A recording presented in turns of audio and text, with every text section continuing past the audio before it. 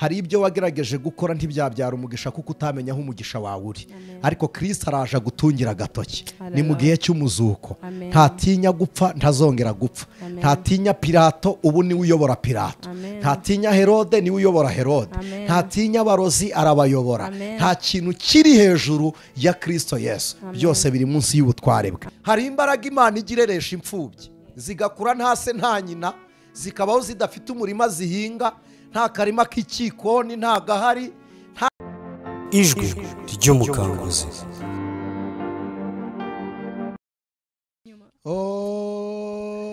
Nibutse umuvu wa kanseri warandiye, naburagaho nishima. Kanseri y'amara irandya, naburaga ahantu nishima, ariko Imana yatubereye ubwugamo. Haleluya.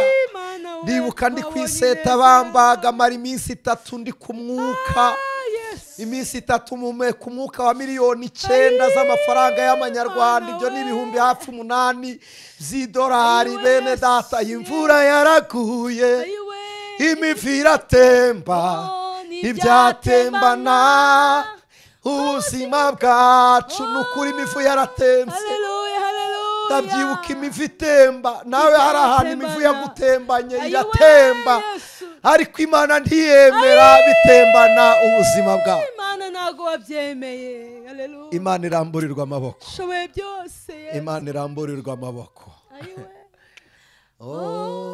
Shoboye byose. Hakuna wa kufanana na Yesu. Hakuna wa kufanana na Yesu. Hakuna wa kufanana na Yesu. Hakuna wa kufanana na Yesu. Hakuna wa kufanana na Yesu. Hakuna wa kufanana na Yesu. Anaweza. Bwana Yesu anaweza. Hakuna wa kufanana na yeye. Hakuna mwingine wa kulinganishwa nawe Baba Yesu. Mungu wa matendo, Mungu wa uwezo, Mungu wa maajabu. Haleluya. Uri Imana ikomeye, uri Imana itagereranwa mwami. Nta wundi muhwanye mu isi no mu ijuru. Ndagira ngo twegereze umwanya wo gusengera ibyifuzo. Ndagira ngo twegereze umwanya wo gusengera ibyifuzo. Hari icyo usaba ku Mana. Hari icyo usaba ku Mana. Ibiruta cyane. Hari abantu baba babyanditse banyuze mu iteraniro, abandi babyanditse no gufatikanya gushimira Imana kuko uburyo tuba twasenze dushyira mu bikorwa iby'ijambo ry'Imana ritubwira ko riratubwira ngo nimusenga mujye mwizera ko icyo mwasabye mu izina rya Yesu Kristo Imana yagikoze. Imana ishimwe.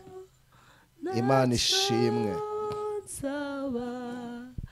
Turi kumwe nayo. Nagiye mbona abantu bagiye bandika basaba Imana ngo ibakomereze mu gakiza. Ndagira ngo mbabwire ko kugira ngo umuntu abe umuntu ukomeye mu gakiza hariho n'imbaraga zawe nazo zishyiraho, ntabwo ari ugusenga gusa, kuko Bibiliya iravuga ngo turwanire iby'abera barazwe, tubiharanire, tubirinde. Kugira ngo ukomere mu gakiza hari ibintu bisaba ko uhunga. Imana ishimwe. Turi gusengera ibyifuzo. Kugira ngo ukomere mu gakiza hari ibintu biba ngombwa ko uhunga ukabijya kure. Amen. Hari igihe biba ngombwa ko hari inshuti ureka, kandi mureke mbabwire ntabwo ari igihombo kureka umuntu kubera Yesu.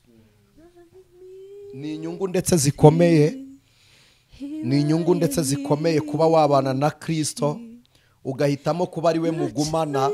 Imana ishimwe. Ugahitamo kugumana na Yesu uretse abantu. Niko Yesu yavuze, yaravuze ngo munsanga ahantu hatari abantu. Yaravuze ngo dore urusaku n'imiruho birabarembeje, muze mwenyine twihererane.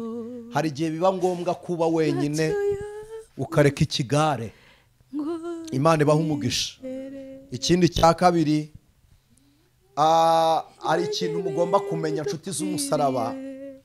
Uyu mwanya iyo turi gusenga ntabwo tuba turi gusengera umuntu uwo ari we wese, ariko tuba turi gusengana n'uwo ari we wese uri kutwumva. Reka ibi mbibabwire, ntabwo ngize intege nkeya muri mwe, ariko reka mbabwire ngo abashumba babasengera nabo ni abantu bafite ibyo basengera byabo.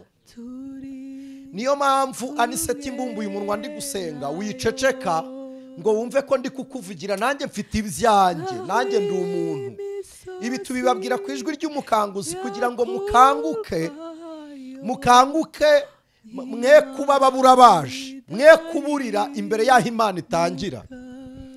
Ejo nari ndimo mbwira abantu twari kumwe mu iteraniro hano face to face.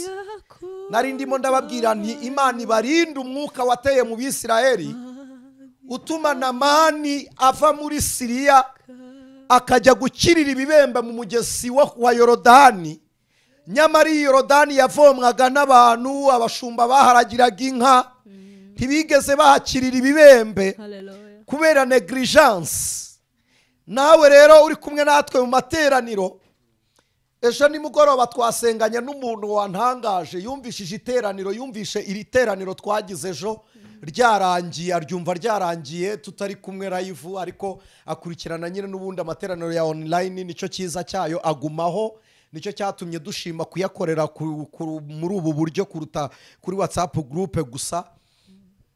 Arangije arumva, yumvise arizera, yizeye arampamagara nta gahunda. Yewe sinari nanahugutse, ntabwo nari impugutse. Turangije tumara nk'iminota 5 tuganira.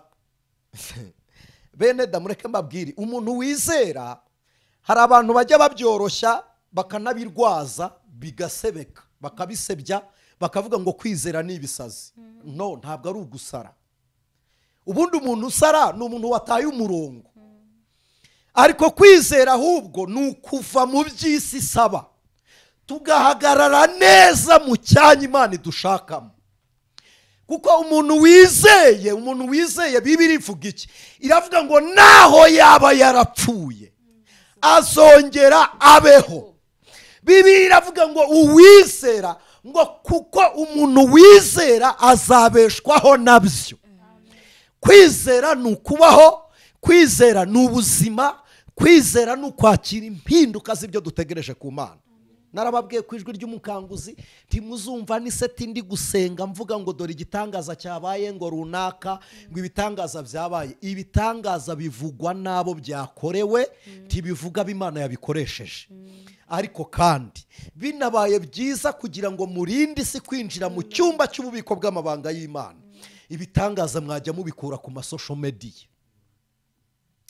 Bibaye byiza ntibyajya bivugirwaho, kuko twaba twiyambuye urwaho, twaba twiyambuye Satani. Rero ndagira ngo dufatikanye gusengera ibyifuzo. Haleluya. Bene data, Imana yacu irakora. Imana irakora.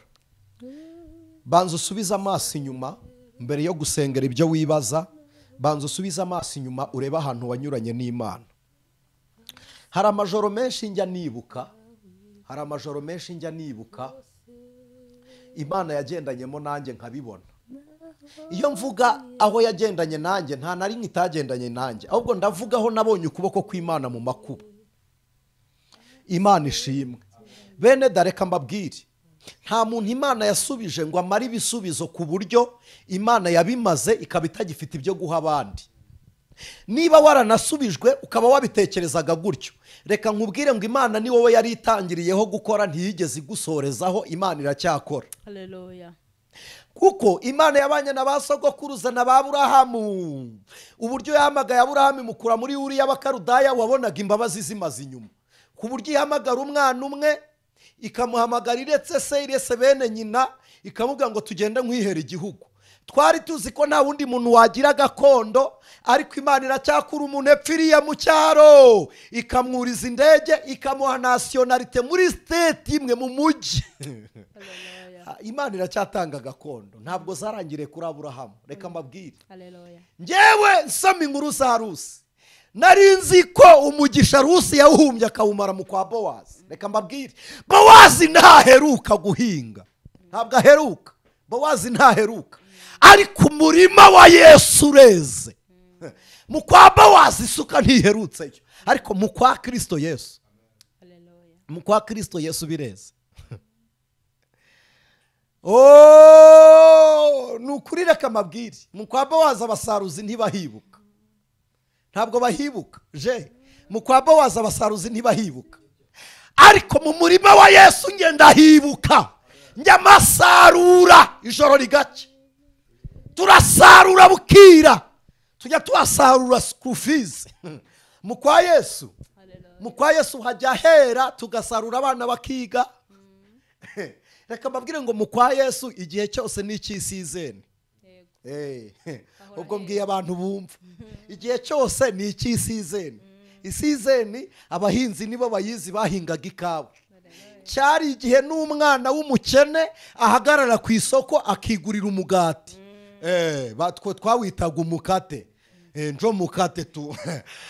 Ukigurira umugati uri umwana w'umukene utari no guhabwa nako twitaga banji ya jombanaka. Utakigurira na ka korokete. Ariko isizeni ya Yesu ikagera. Ndagira ngo mbwire umuntu uduteze amatwi, Yesu akiza umurwayi ku kidendezi Betesida, yagiye umurwayi ataramumenya. Hari abantu bahawe ibitangaza, bakorerwa imirimo n'Imana ariko ntibamenye Imana. Bibiliya niko ibivuga, iravuga ngo yaje mu isi ariko abo mu isi ntibamumenye. Uwo mucyo waviriye mu mwijima, umwijima ntiwamenye umucyo. Biratangaje kubona abantu bagira amashimwe y'imirimo Imana yakoze, ariko Imana ikaba itakigira imirimo yo gukiranuka muri bo. Abantu bakagira ibimenyetso n'ibitangaza by'ibyo Imana yakoze, ariko bakaba batakigira imbuto z'agakiza. Reka babwire ngo kugira amashimwe y'ibyo Imana yakoze, wowe ubwawe utari ishimwe ry'Imana, bingana no kugendana ifoto y'umu ex n'ubundi byararangiye. Hari abantu bagira ifoto yabo bakundanaga nabo kandi bafite ingo, bingana no kugendana ibintu Imana yakoze utabana nayo. Muririmbyeho yaravuze ngo ndetse byantera ubwoba n'amaganya, bishobora no gutuma ndimbuka. Niko umuririmbyi yaririmbye. Niba wumva hari imirimo Imana yakoze, ukaba uri gusenga ufite ibyifuzo ushaka ko Imana ikora indi mirimo, nihere muri wowe. Aha ni ku ijwi ry'umukanguzi, singiyeho ngo mbabeshye. Uyu ni umunsi wa 5 w'amasengesho. Umunsi wa 6 n'uwejo tuzasa nk'abayasenga yo kuyasubika, kuko umunsi wa 7 abantu tubana ku ijwi ry'umukanguzi murabimenyereye ku munsi wo gusoza amasengesho dusengesha imirimo, umunwa ugatuza. Nta muntu tuzabwira ngo na contribute, ntawe tuzabwira ngo naduhe contribution yiwe. Oya, umunsi wa 7 tuzasoresha imirimo, tugira abantu tubera ihumure nk'uko natwe twariboneye ku Mana. Niko Imana yabwiye Abisirayeli, yarababwiye ngo nimubona umuntu aje guhumba mu murima wanyu, ntimugasubize inkokora inyuma kugira ngo iryo joro rize gucya kuri we, ngo muzabikorere kwibuka ko namwe mwahumbye mu mirima y'abandi. Niba mwaje hano mushaka ihumure ry'Uwiteka, wijya gusengera undi muntu ngo Imana irimuhe, nawe genda umubere ihumure. Niba witeze umugisha ku Mana, ubera abantu. Twarabibabwiye, wisabira umuntu amahoro ahubwo yamuhe. Uransabira amahoro kubera iki? Mpa amahoro. Ushaka umuntu, ugenda ureba umuntu uzabera umugisha. Ku munsi wa 7 bingane no kuzenguruka inkike bucece. Imana ibaha umugisha. Ndagira ngo dusengane Imana, ariko bera b'Imana. Ibi narabibabwiye, nicyo nari ngiye kuvuga ku ijwi ry'umukanguzi. Nta Mana yaguhindurira ubuzima ngo iguhe ibitangaza. Iyo Mana ntihari yakora imirimo n'ibitangaza mu buzima bwawe itarabanza kuguhindura. Niba warahinduwe n'Imana ukaba umuntu uhindutse, wakire n'impinduka mu byo urimo, wakire n'impinduka mu byo uri gusengera. Niba uzi neza kutarahinduka, gusenga kwawe ntacyo byahindura, kuko duhinduza ibintu, situation, periods urimo zihindurwa n'impinduka natwe zatugezeho. Hallelujah. Mbere yo kugira ngo dusengere ibintu bihinduke, mbere yo kugira ngo tugire ibyo duhindura, tubanza guhinduka.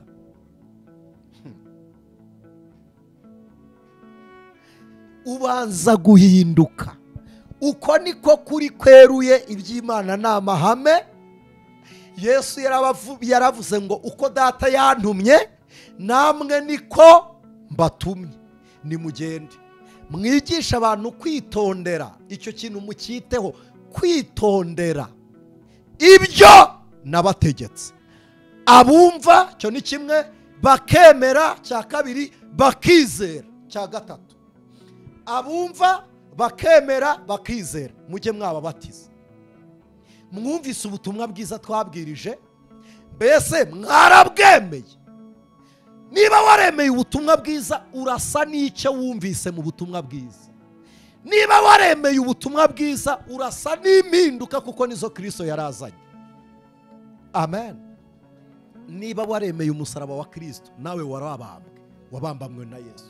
Niba waremeye urupfu, warapfuye. Niba waremeye umuzuko, nawe warazutse, ubwo uriho. Niba waremeye rero, fasha dusenga tubwire umusozi wimuke, aya makuba ahinduke. Izi ntambara Uwiteka niwe mutsinzi, twambaye intsinzi ya Kristo, Imana ishimwe. Imbaraga twarazwe, abera turazifite. Ijambo ry'Imana riratubwira ngo muzakandagira inzoka na skoropiyo. Mu kubaho kw'Imana dukandagiye imbaraga zakugendagaho, turogoye imigambi ya Satani. Ibyifuzwa nawe Uwiteka bihindure mu ihumure ry'umutima wawe. Imana ikugwize, iguha imbaraga, ikugirire neza kubw'imbabazi z'Imana. Imana ikwagurira imbago kuruta uko yazaguriye Yabesi. Amina. Yabesi yezwaga n'ibitambo, twebwe n'amaraso ya Kristo. Ndagira ngo nkubwire ngo turarutabo ngabo. Igitangaza kibe mu buzima bwawe nk'uko wakira impinduka zo muri Kristo Yesu. Amen. Niba ari ugukira, wakire gukira. Niba ibyifuzo turi gusengera, ndagira ngo twifatikanye dushimire Imana yumva gusenga. Mana, turagushimiye ko wumva gusenga. Turagushimiye ko ujya usubiza ibyo tugusaba. Turagushimiye ko tugusaba ibyo dushaka, ukarenga ukaduha n'ibyo ubona dukennye. Reba umutima wacu ukwiriye iki, reba ibi biganza urebe ikiwukwiriye. Numara kureba ikiwukwiriye, urebe icyatuma tugira ihumure, urebe icyatuma duhagarara dushikamye. Mu izina rya Yesu dusengeye abarwayi bari muri twe, kugira ngo gukiza kw'Imana kugaragare, gukiza kw'Imana kuboneke. Dusengeye abanyamubabaro kugira ngo bahabwe ibyishimo. Dusengeye abantu bari mu makuba kugira ngo bahure no gukora kw'Imana. Intsinzi y'agakiza k'Uwiteka nigaragare. Turagushimiye Jehova Shalom. Dusengeye abantu bari muri twebwe bagusaba imbaraga mu gakiza. Rambura ikiganza ukorane nabo. Dusengeye abarwayi ubakize. Dusengeye abantu bamaze igihe ku gisasiro cy'uburwayi bikorera uburiri bwabo.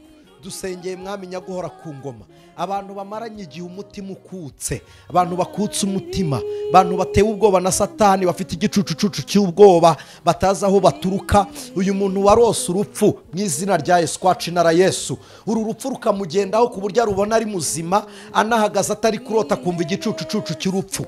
Dukujeho imbaraga za Kristo, tuzikujeho ibitero byose by'umwanzi mu mbaraga z'Imana. Mana nyaguhora ku ngoma, uyu muntu wabyutse agasanga Mwami ibimenyetso by'umudayimoni, agasanga ararasaze, twirukanye izi imbaraga zose z'abadayimoni, izi zakoreye ku mubiri we. Aya maraso n'abe mazima tuyavanze n'aya Kristo, tubohoye umuntu wari uboshye enomase dry peringa nima ya horia mu izina rya Yesu Kristo. Uyu dukurikiye yari atarakizwa, ariko kandi akaba yarabaswe n'imbaraga zo kuraguza. Uyu mwanya turamuzinuye, dusibye izina rye ku mupfumu, dukuje abadayimoni mu mibereho ye mu izina rya Yesu. Tumugize connected na Kristo mu izina ryawe Mwami.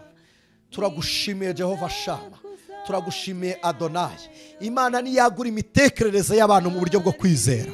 Mana turasenze kugira ngo aba bantu bakuze mu buryo bw'umwuka, ubakuze mu buryo bw'imitekerereze. Waramanutse uvugana na Joshua uramubwira ngo mva Yesu wa mwene Nuni we, uyu munsi ndatangira kugukuza mu maso y'Abisiraheli. Aba bene data nibakuzwe nawe, nanjye ngurira imbere yabo mu izina rya Yesu Kristo. Ubutware bw'Imana nibukore, imbaraga z'Imana nizikore, uburinzi bw'Uwiteka nibukore, ibitangaza byawe nibiriremeke. Amaso y'umuntu wese wari uri gusenga nahure no gukora kw'Imana, imirimo yawe niboneke Mwami. Turagushimiye ko kwa Obededomu hatasi isanduka. Turagushimiye ko ku nyanja aho baraye baroba babuze icyo baroba. Mwami turagushimiye ko amafi yongeye kuboneka. Turagushimiye ko umuraba uwucyashye. Turagushimiye ko wongeye kubakira abantu, wubatse ingo, wubatse ubuzima, wubatse imibereho. Turagushimiye ko utanze icyerekezo kizima. Agura inyegamo zacu Mwami, agura amahema yacu, ibibanza ni wongera ubirege, wongera urege iyo migozi, ibibanza byacu ubyagure kugira ngo twongere tugwize kandi tugwire kandi dukwire mu izina ryawe Yesu Kristo. Haleluya. Imana ishimwe, Imana ishimwe, ihimbazwe. Muri screen yanyu muri kubona ibyanditswe byera baduhaye, biboneka mu gice cya 20 mu butumwa bwiza bwanditswe na Yohana, ni igice cya 20 umurongo wa 20 n'uwa 21 wa 22 gusoza n'umurongo wa 23. Haravuze ngo amaze kuvuga atyo abereka ibiganza bye n'urubavu rwe. Abigishwa babonye umwami baranezerwa. Yesu yongera kubabwira ati amahoro abe muri mwe, uko data yantumye niko nanjye mbatumye. 22 amaze kuvuga atyo abahumekeraho ati nimwakire umwuka wera. Abo muzababarira ibyaha bose bazababarirwa, abo mutazabibabarira bose bazaba batabibabariwe. Mwakire neza iri jambo ku bwa Kristo Yesu. Turi ku munsi wa 5 wo gusenga w'insanganyamatsiko ivuga ngo gutunga Kristo uzutse kubana na Yesu muzima. Aha ni kuwa mbere w'iminsi 7 mu rubungabungo. Aha niho Yesu yarazutse ababwira ijambo ngira ngo tuganire rivuga ngo mwakire umwuka wera. Amen. Hari ikintu twaganiriye ubwashize, urupfu Yesu yatuzuye ni urupfu rw'iteka, ntabwo ari urupfu rw'umubiri. Urupfu rw'umubiri ruracyariho, abantu baracyarupfa. Urw'iteka narwo ruracyariho, abantu baracyapfa mu buryo bw'ubugingo, bakabaho barapfuye uruhagaze. Abo ni bande bapfa? Urupfu rw'umubiri rupfa abantu bariho, hanyuma n'uri mu nda ashobora kuyigwamo, bijya bishoboka. N'urupfu rw'iteka rupfa abantu banze kwizera, abo bitwa abanzi b'Imana. Birigaramu yarabaririmbye aravuga ngo abanga Imana ntibayisenge bazapfa bose be kwibukwa. Mu gihe cy'isanwa rya Yerusalemu nimwibuka Nehemiya ari kumwe na muramu we witwaga Tobiya, Sanibalati na Geshemu. Burya bari abantu ba hafi ba Nehemiya mu gihe cy'isana, banze gusana urusengero. Yarababwiye ngo nta mugabane, nta buryo, nta n'urwibutso muzigera mugira muri Yerusalemu. Abantu rero bapfuye mu buryo bw'ubugingo, nta mugabane bafite mu by'abizera. Icya kabiri, nta buryo bwo kubaho no kwibukwa. Icya gatatu, nta n'urwibutso. Tugarutse kuri iri jambo, umuntu wapfuye bwa mbere mu buryo bw'umwuka yaguye mu ngobyi ya Edeni, yishwe no kutumvira Imana. Ubundi kutumvira Imana, kutabaho nk'uko Imana ibishaka, ni igisobanuro cy'urupfu rwihuse. Umuntu wese utumvira Imana aba apfuye mu buryo bw'imyumvire, kubera ko ntabwo hariho umuntu w'ubuzima w'umubiri gusa. Murabizi ko hari umubiri, hari ubugingo, hari n'umwuka. Umuntu uriho igice kinini cye kibaho nicyo mwebwe mwita ibitekerezo. Narabibabwiye, uretse ko abantu bose ntimubyibuka, niyo mpamvu tugenda tubisubiramo. Kugira ngo umuntu abyarwe mu buryo bw'ubugingo nuko yemeza ibitekerezo bye. bimwe wemeye biragenda bikarema undi muntu mu mubiri. Iyo rero wemeye ko Kristo Yesu ari umwami n'umukiza mu bugingo bwawe, urabyizera. Kwemera ni kimwe, kwizera ni ikindi, kuko kwizera ibyo twemera cyangwa kwemera ibyo twizera bibyara impact, bibyara impinduka, bibyara kuba nk'ibyo twizera. Niho tujya tuvuga ngo mbere yo kugira ngo tubwirize ubutumwa bwiza tugomba kubanza kuba ubutumwa, noneho tukavuga icyo turi cyo muri Kristo Yesu. Nicyo cyabaye kubigishwa barimo bagenda bageze aho bita Antiyokiya. Barahageze bagaragaje imyitwarire, umujyo, ingendo yabo, imvugo, imyambarire. Abantu bo muri Antiyokiya, ni Siriya ya none, babarebye baravuga ngo aba bantu dukurikije uko bavuga, ubuntu n'imbabazi zibarimo, imigendere nuko bambaye, ubwitonzi, amen, aba ni aba Kristo Yesu. Ndagira ngo mabwire ko umuntu wagendanye na Yesu ahindurwa na Yesu. Umuntu wemeye Yesu aba umuyesu. Nivuga ngo ni umuyesu, abantu baba fundamentaliste muri mind baraza kwangirika, ariko nivuga ngo ni abakristo barabyumva babyemere. Abakristo n'ubundi ni aba Yesu kuko turi abakristo nyine, amen. Yesu Kristo natwe ubu turaba Yesu. Oh, haleluya, kuko turabaranwa nawe. Amaraso ya Yesu niyo yabamwizera. Imitekerereze y'abizera Yesu imeze nk'iya Yesu. Imigendere y'abizera Yesu imeze nk'iya Yesu. Imikorere y'abizera Yesu imeze nk'iya Yesu. Natwe mu isi y'abariho turaba Yesu. Oh, haleluya, haleluya. Kandu kwikunda umwana wayo, jeni kwinkunda nakwereye, narumukome nukwima Yesu wambambirwe ku musaraba. Mane baha umugisha mu izina rya Yesu Kristo. Narishatse kubabwira ngo uko ikunda Yesu niko natwe dukunda tutari dukwiriye. Twari abagome, irangije iduha Yesu ngo tubambirwe ku musaraba. Imana ishimwe. Natwe turaba Yesu.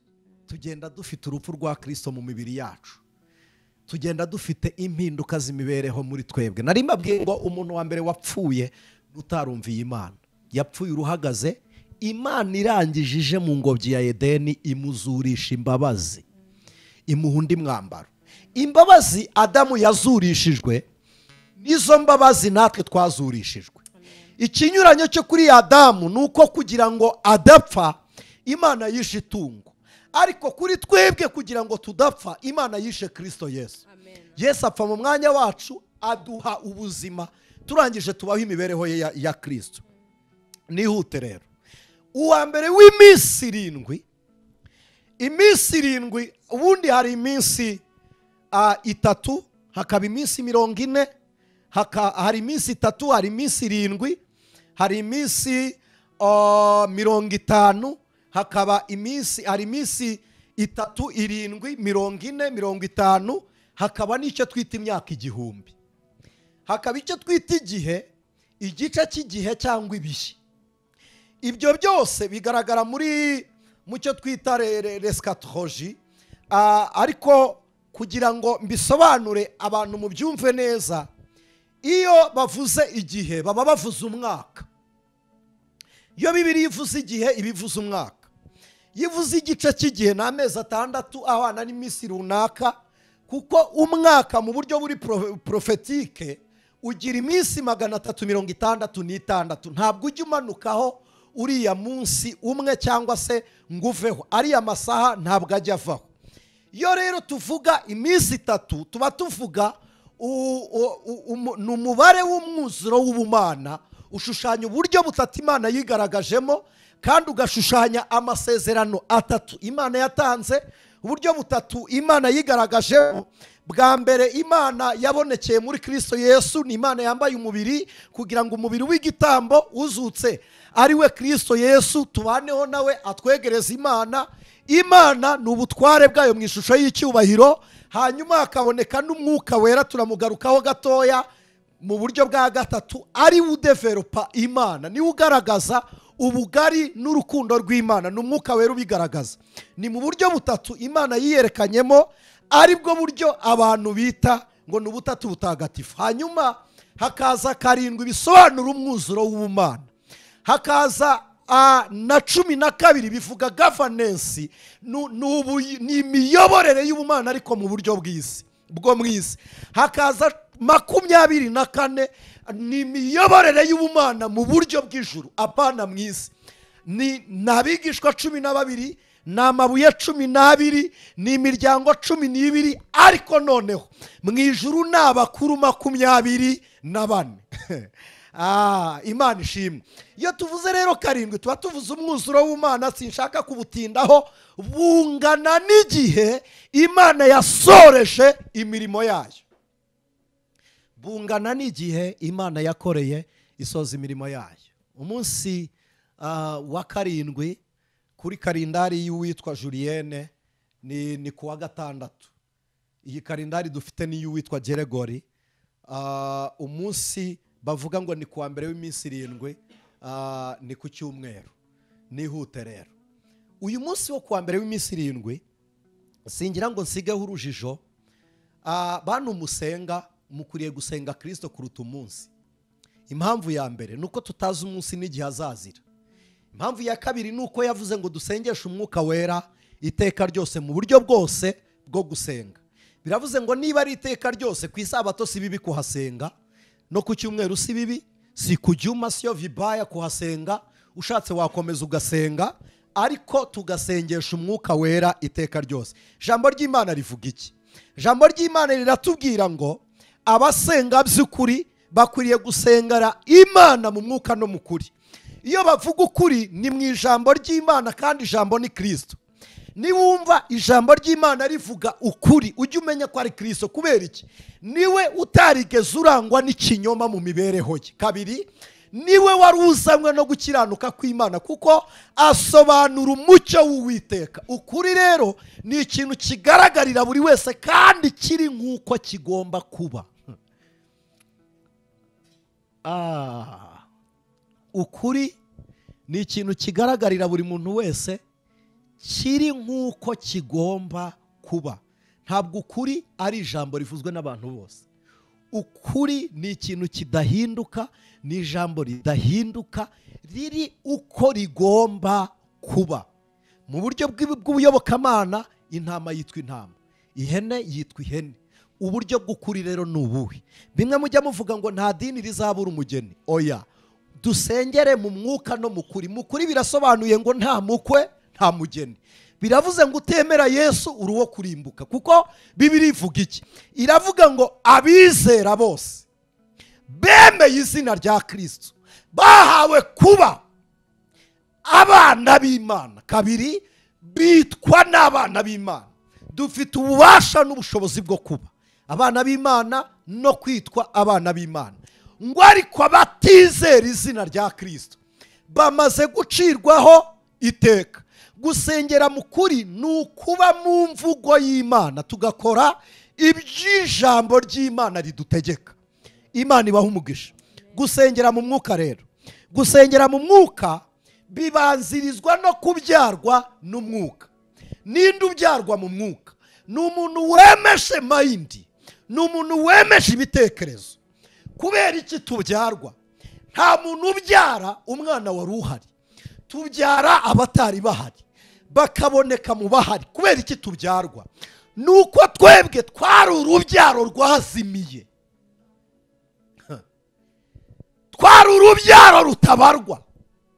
Kugira ngo tubarwe, Imana iduha DNA ya Kristo Yesu, iduha kubaranwa na Kristo. Oh, haleluya! Ndagira ngo mbabwire, we are proud for blood of Jesus. Turi proud y'amaraso ya Kristo Yesu. Kubera iki? dufite ishema riruta irya Mose watoraguwe n'umukobwa wa Farawo.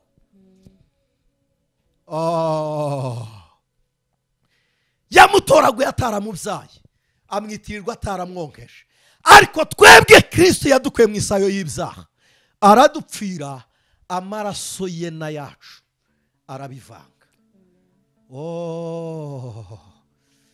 Mana we, ndumva urumeza ruzamutse umubiri wose.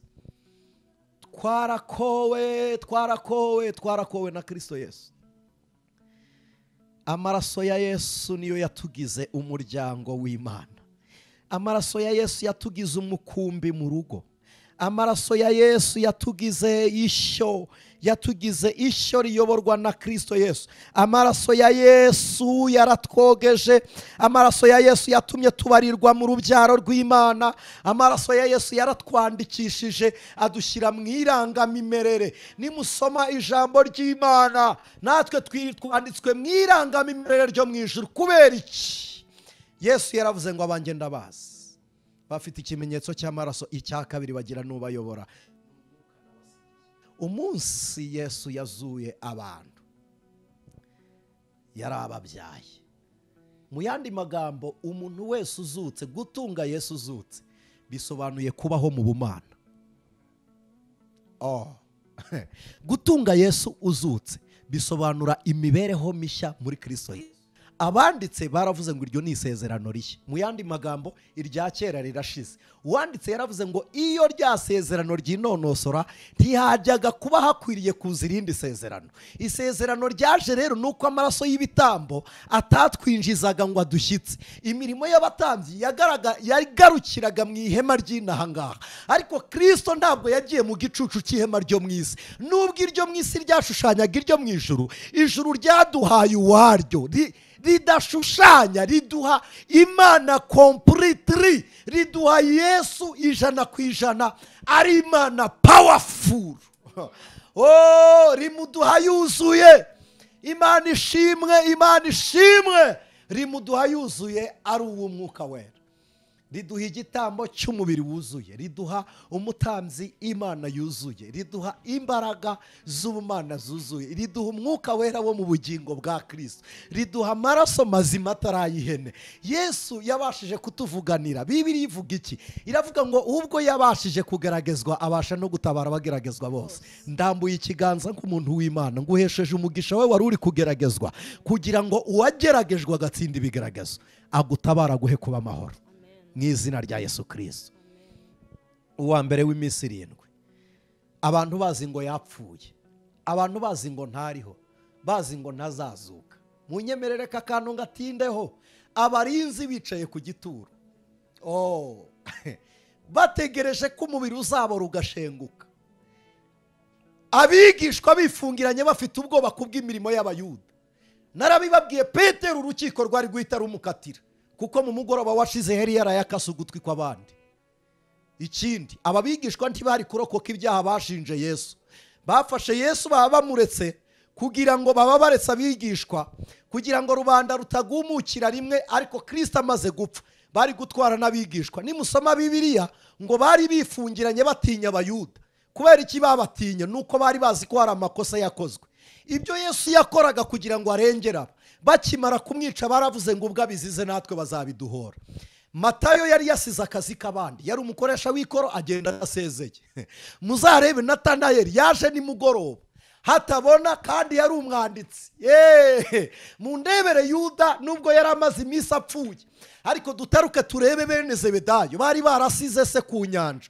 Petero yagendanaga inkota, yarasize ubwoko bw'iwabo bw'Abazerote.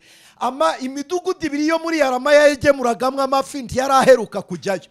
Barashinjwa amasaka y'abandi bariye, barashinjwa kwica isabato, barashinja kugumura rubanda, barashinja kwica amategeko ya Mose, kandi barashinjwa kuyoboka undi mwami. Byari bivuze ngo ni guverinema iri mu bwami bw'abandi. Ubwabo baraba opposition b'ingoma y'Abaroma, barigumuye kuri Herode, baranze amategeko y'Abafarisayo, batemewe n'abanditsi, baragomeye n'imirimo y'abatanzi, barabo gucirwaho iteka. Kuwa mbere w'iminsi 7 Yesu acunga urubanza rugezweho.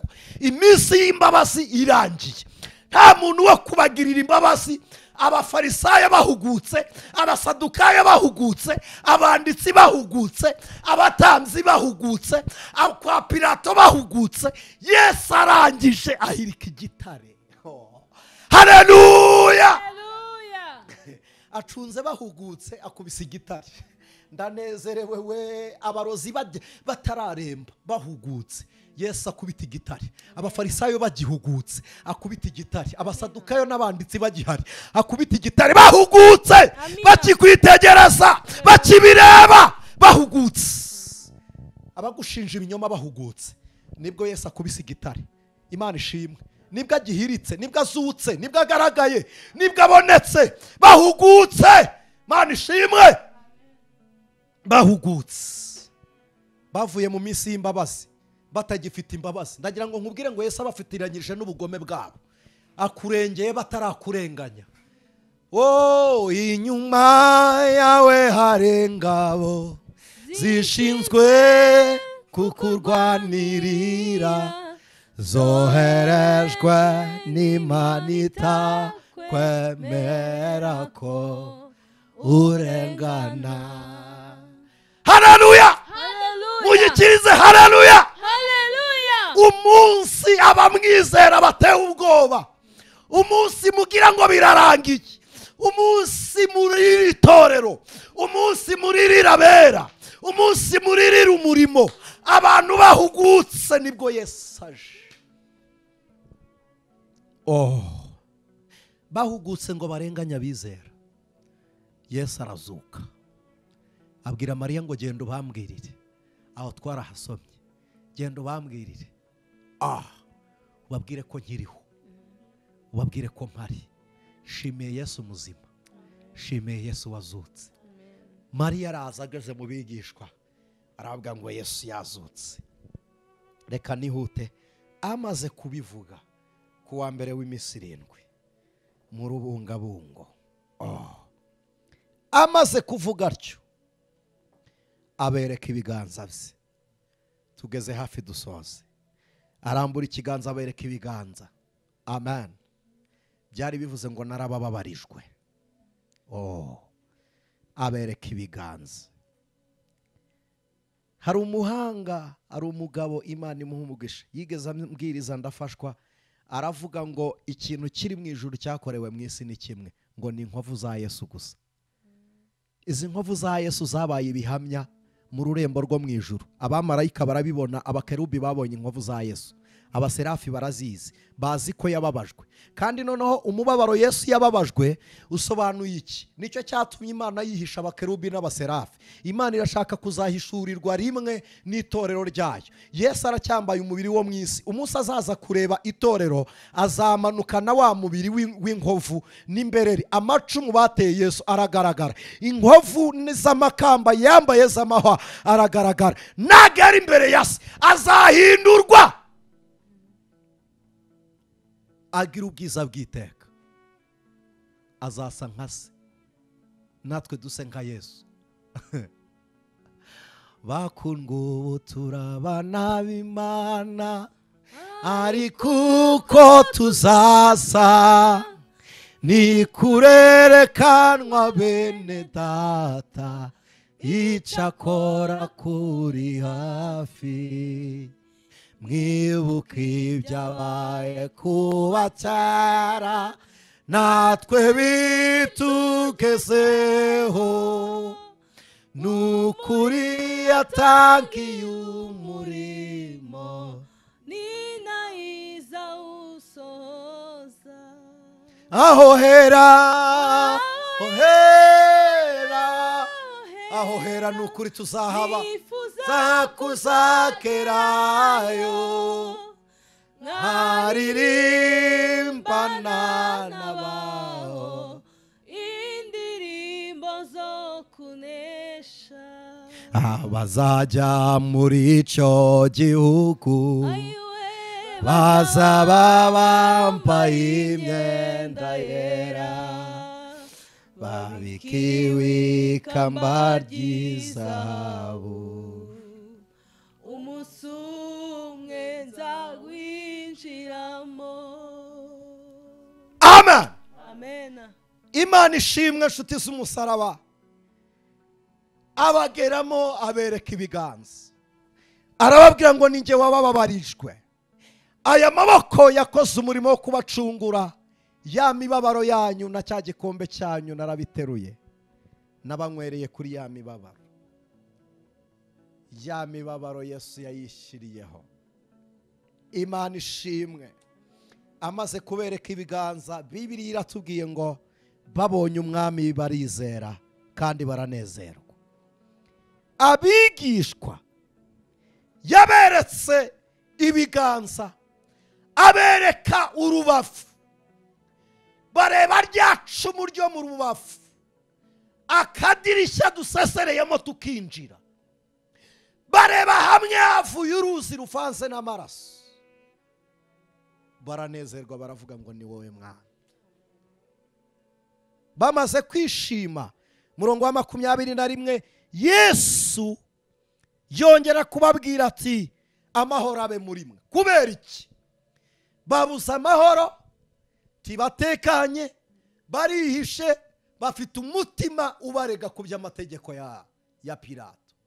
Ariko arababwira ngo nimuhumure, amahoro abe muri mwe.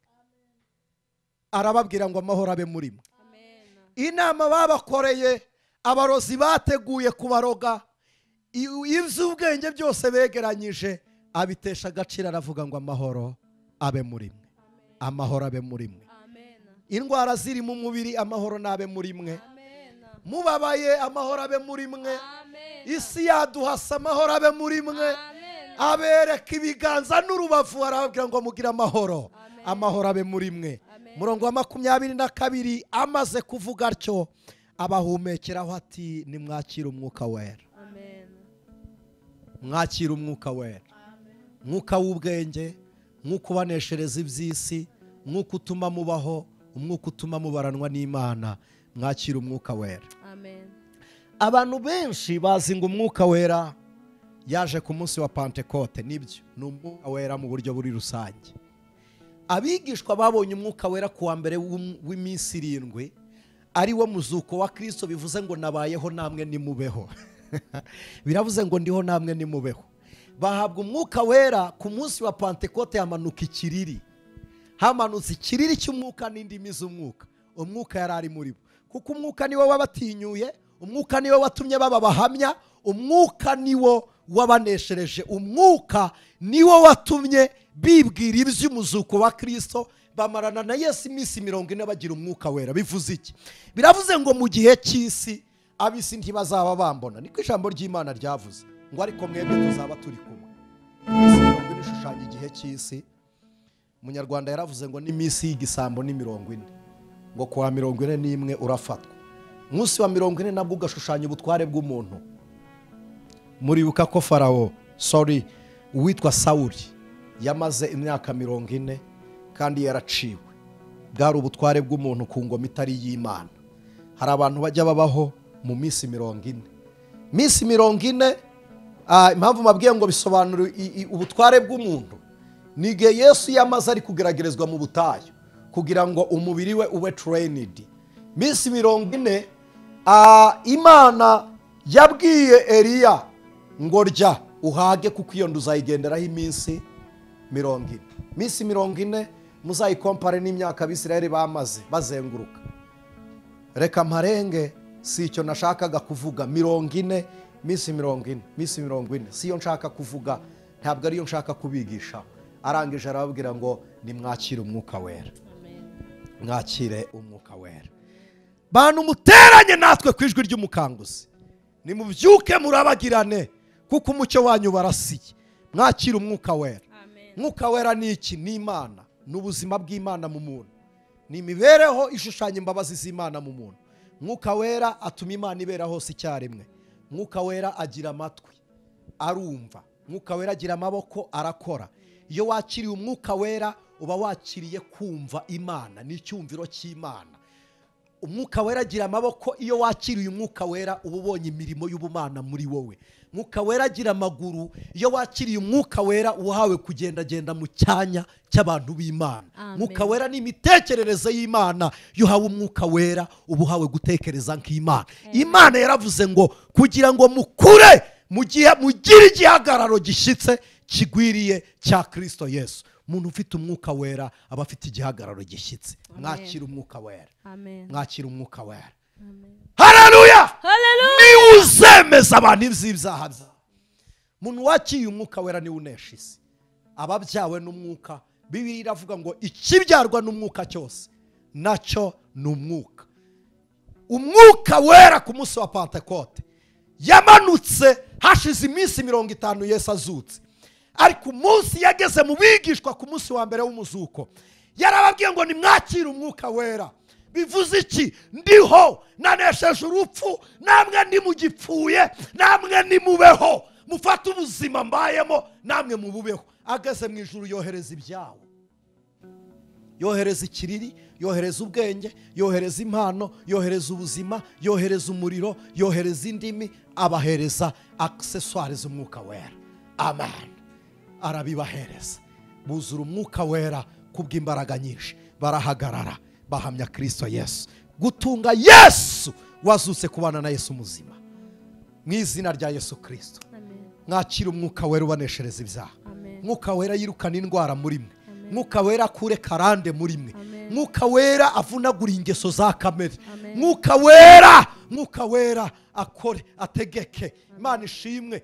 Petero yagendanaga inkota, ariko umunsi yuzuye umwuka wera inkota yarayijugunye. Ntabwo irari ryakugwiramo ufite umwuka wera. Jugunya iyo nkota. Mwuka wera yaje. Rekura ubwoko bw'ubuhutu n'ubututsi. Mwuka wera yaje. Hinduka icyaremwe gishya, ubera umugisha igihugu cyawe.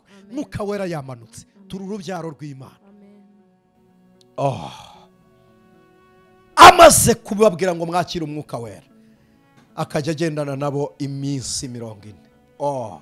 Muri bwa butware bw'umuntu. Bivuze ngo mu minsi yose muzamara mu isi, munsi y'ukuboko k'ubutware bw'umuntu, ntabwo nzabasiga.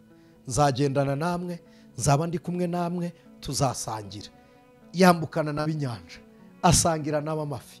Mbasabiye kubana na Kristo Yesu mu buzima bwa buri munsi, kandi yigaragaje ari hambo, acishije bugufi.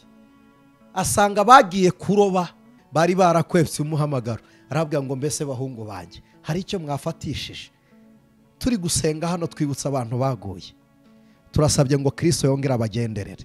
Twibutsa abantu bahombye, yongera ababaze niba ijoro ryakeye hari icyo bafatishije. Abayobora ibwerekeza. Ndagira ngo nguhanurire nsoza. Hari ibyo wagerageje gukora ntibyabyara umugisha kuko utamenya aho umugisha wawe uri. Ariko Kristo araje gutungira agatoki. Ni mu gihe cy'umuzuko. Ntatinya gupfa, ntazongera gupfa. Ntatinya Pilato, ubu niwe uyobora Pilato. Ntatinya Herode, niwe uyobora Herode.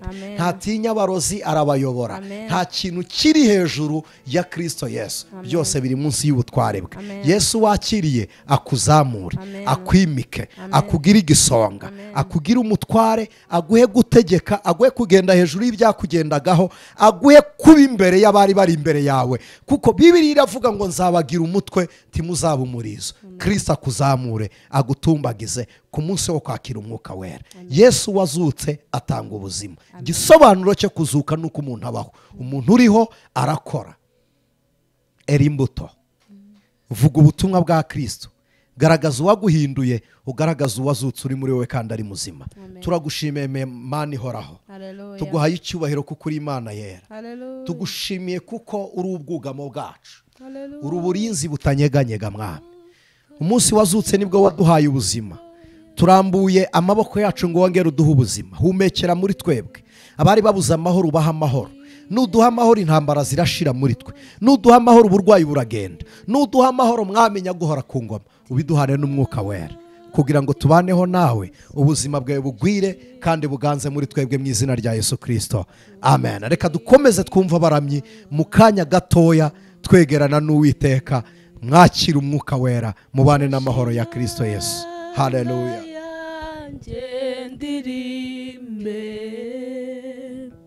Ngutuye ineza yo wangiriye. mutima wanjye wuzuye ishimwe mvuga ibyiza wankore. niba ubabaye mu mubiri ramira ubugingo buhoraho kuko umubiri uri iwabo, umubiri uzabora. Pawulo aravuze ngo mu bitaboneka by'Imana niho hari ububasha bw'imbaraga zayo.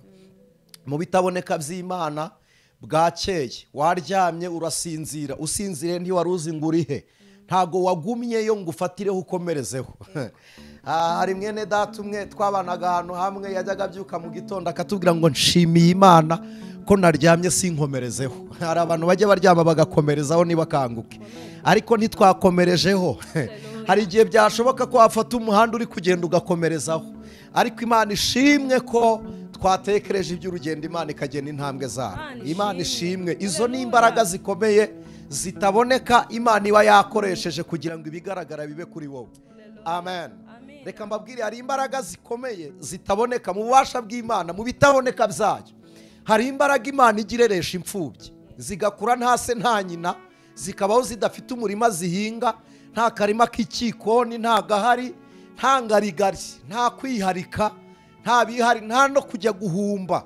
Imana mu bitaboneka by'Imana igakuramo imbaraga zituma tubona bukeye bukongera bukira. Mu bitaboneka by'Imana yabajije Yobu, iramubaza ngo ntarakurema wabagahe?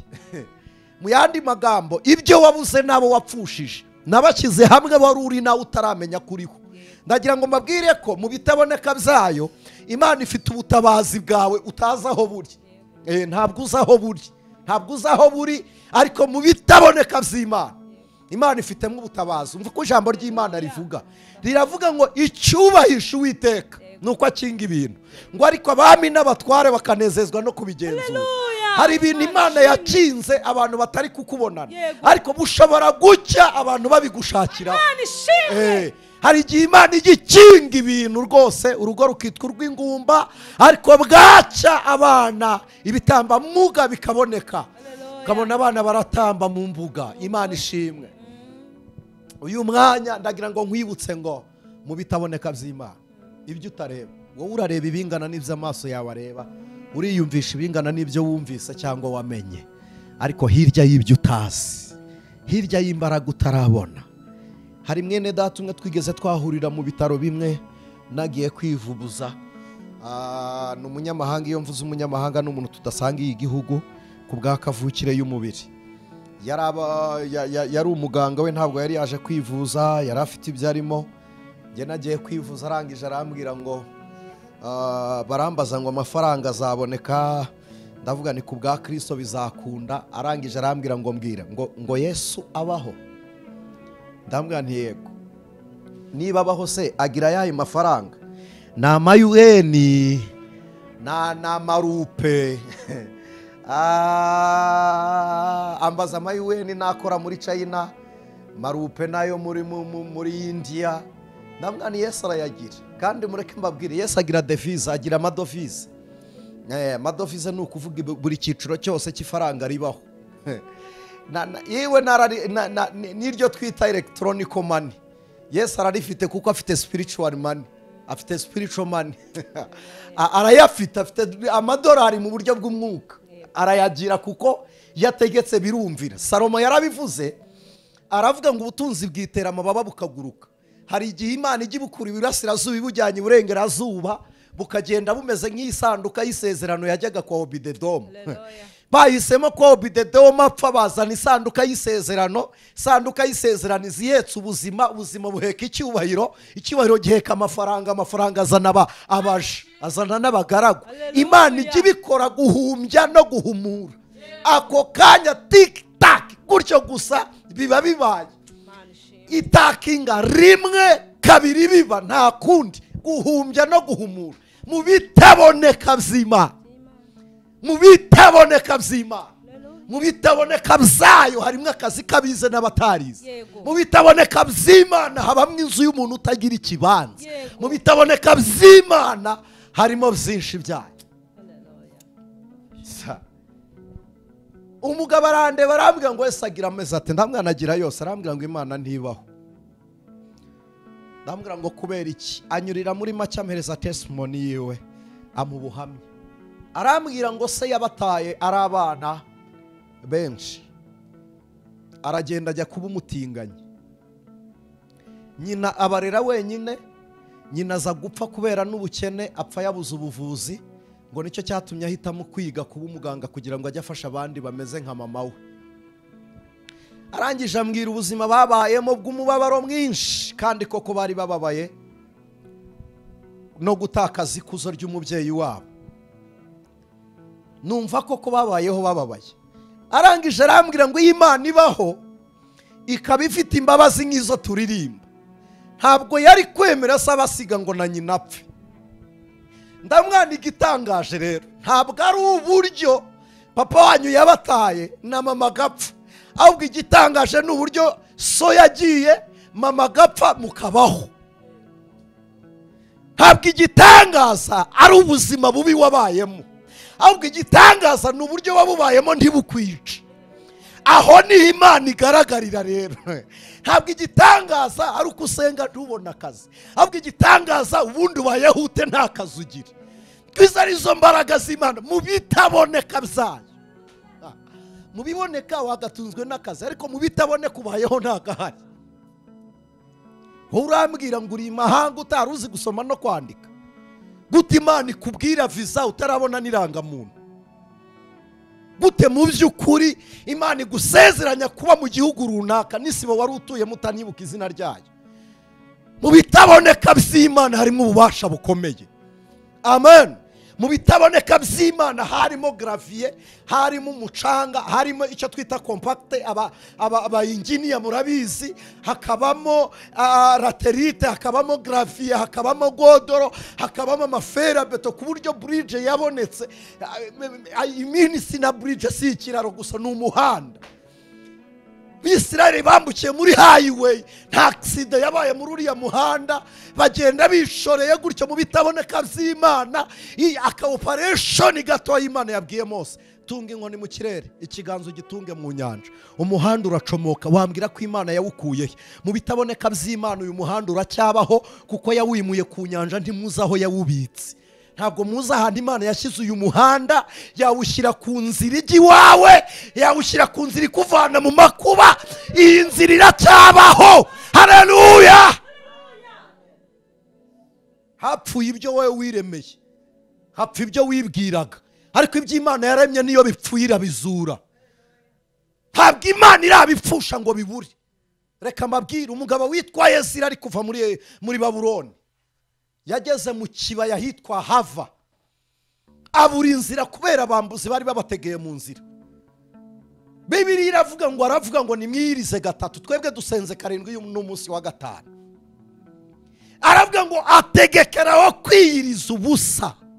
Amen. Kwisonzesha. Aravuga ngo ibi cyo mwagize inshoreke, ibyo mutunze Imana itemera, ni mubirekure. Mubirekure, twiriza ubusa duhamagara Imana. Dore igitangaza, Babuloni yarabimenye, iravuga ngo reka nguhe ingabo. Ezira aravuga ngo Imana yabanye natwe imyaka 70. Nta maboko y'Ababuloni tuyishakaho, nta maboko y'Abakarudeya dukeneye. Aravuga ngo iyo ngiyo, ayo maboko azaducyura dushyitse. Imana iravuga ngo ubwo umesheje icyubahiro, Ezira we, nkoranye namwe, muzasome Bibiliya. Abajura nibo bimutse mu nzira, bikoreye amahema bari babambye, barimuka baragenda. Muri aya materaniro mu bitaboneka by'Imana ikurwanishiriza imbaraga zayo zikomeye. Ibyari biguteze, ibyago byari imbere, amakuba yarakurindiriye, ubukene, ubutinda, ubuhanya na karande, byikorera amahema yabyo bigende. Umva uko Bibiliya ivuga, iravuga ngo Imana yimura imisozi itabimenye. Haleluya. Kandi yiyimuye iyubikana uburakari. Umusozi ukuriho, umusozi kuri hejuru, umusozi kuri imbere, umusozi uhetse ibiguhetamishije, Imana ibyimure bitabimenye. Haleluya.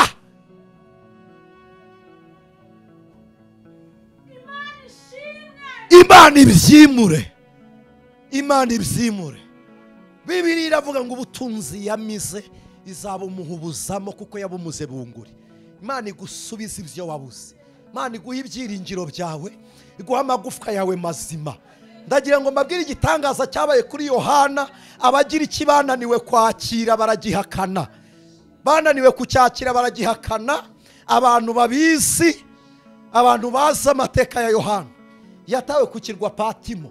Ntiyahatawe gutyo gusa, ntabwo bamufashe ngo bamujugunye, barabanje barakubita ntiyapfa, barahondagura n'imihini ntiyanoga.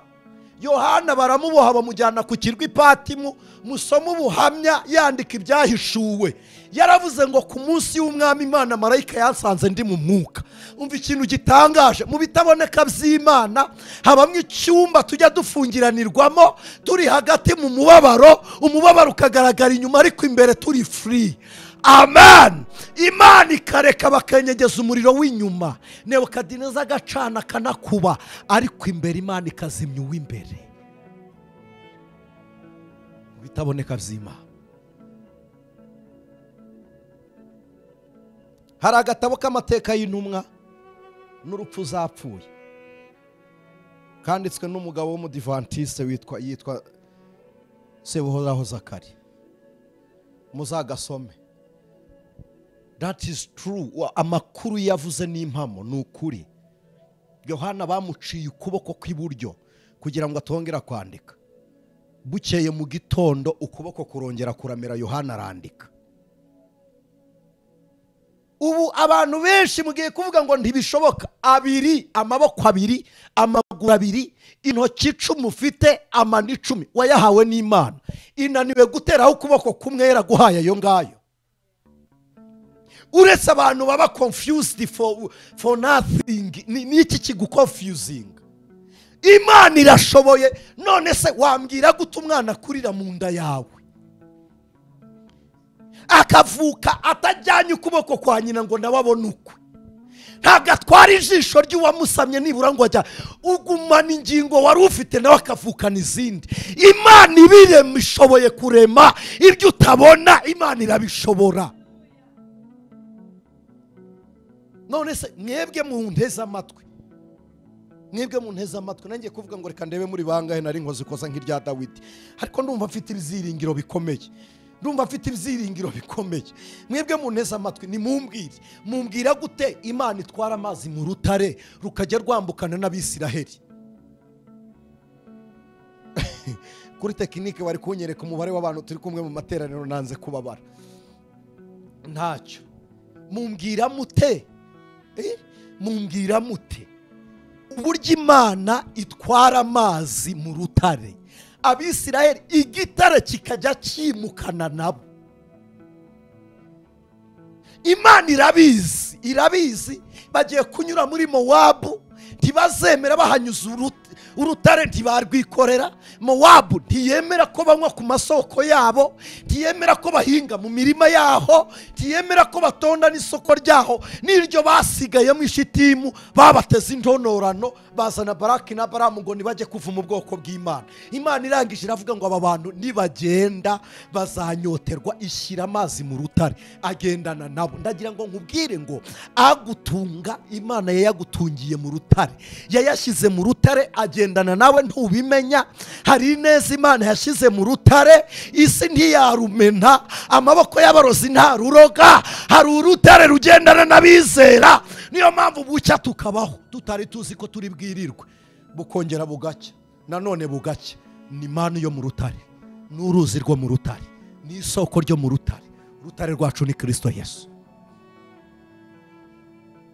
Imana ntigituye mu ihema, ubigendera muri twe. Si ngombwa kongera guhamagara Mose, ntabwo ari ngombwa kubaza Joshua nguriye, si ngombwa kumubwira ngo biragenda bite. Never. Icy'ingenzi ni ukwizera Kristo Yesu. Amen. Imana ibaha umugisha, Imana ibaha umugisha mu izina rya Yesu Kristo. Imana ibaha umugisha.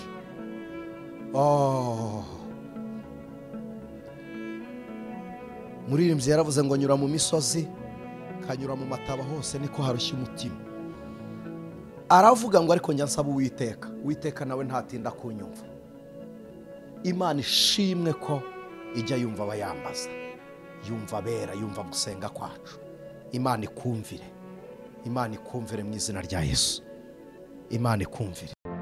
ijwi ry'umukanguzi.